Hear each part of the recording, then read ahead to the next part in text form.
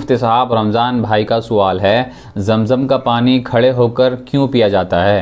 بسم اللہ الرحمن الرحیم، الحمدللہ وحدہ والصلاة والسلام علی من لا نبی بعد، اما بعد۔ زمزم کا پانی کھڑے ہو کر پینا مستحب ہے، لیکن اگر کوئی آدمی بیٹھ کر بھی پینا چاہے تب بھی کوئی حرج نہیں ہے۔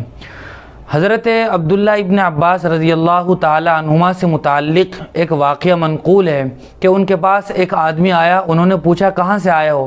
اس نے کہا کہ زمزم پی کر آیا ہوں۔ آپ نے سوال کیا کہ کیا اسی طریقے پر زمزم پیا ہے جس طریقے پر پینا چاہیے تھا؟ اس نے سوال کیا کہ وہ طریقہ کیا ہے؟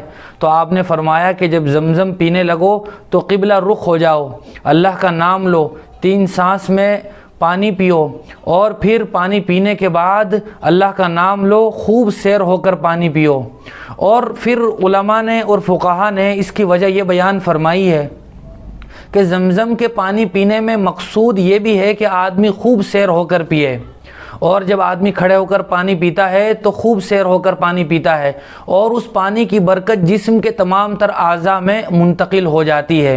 اور خوب سیر ہو کر پینے کے متعلق حضور اکرم صلی اللہ علیہ وسلم نے ارشاد فرمایا کہ منافق آدمی وہ زمزم سیر ہو کر نہیں پی سکتا، اور مسلمان سیر ہو کر زمزم پی سکتا ہے، یہی دونوں میں فرق ہے۔ اس لیے علماء فرماتے ہیں کہ زمزم کا پانی کھڑے ہو کر پینا چاہیے۔